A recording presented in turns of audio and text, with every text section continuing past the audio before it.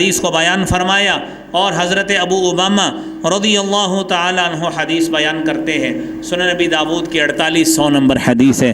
اور اس حدیث کو بھی میرے بھائیوں پلے باندھیے، یہ ہمارے لیے معاملات میں جنت کے حصول کا بہترین ذریعہ ہے۔ فرمایا انا زعیم ببیت فی ربض الجنہ لمن ترک المراء وان کان محقا، میں محمد صلی اللہ علیہ وآلہ وسلم اس شخص کے لیے جنت کے اطراف میں مکان لے کے دینے کا ضامن ہوں جو شخص جھگڑا چھوڑ دیتا ہے حالانکہ جھگڑے کا حق بھی رکھتا ہے۔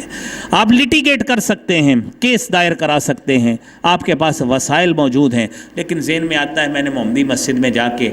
میں نے ایک حدیث سنی تھی کہ اگر جھگڑے پہ حق رکھتے بھی بندہ حق چھوڑ دے، جھگڑا چھوڑ دے، تو اللہ تعالیٰ اس کو جنت کے اطراف میں مکان لے کے دے گا، لہذا میں نے اس کا حقدار بننا ہے۔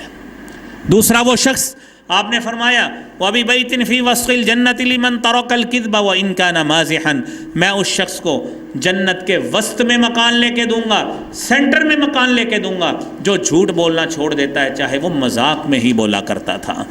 اور میرے نبی نے فرمایا وَبِبَيْتٍ فِي أَعْلَى الْجَنَّةِ، میں اس شخص کو جنت کے اعلیٰ بالا خانوں میں مکان لے کے دوں گا، لِمَنْ حَسَّنَ خُلُقَهُ، جس نے اپنا اخلاق اچھا کر لیا، اپنا اخلاق اچھا کر لیا، گالی نہیں دیتا، بد کلامی نہیں کرتا، فحش گوئی نہیں کرتا۔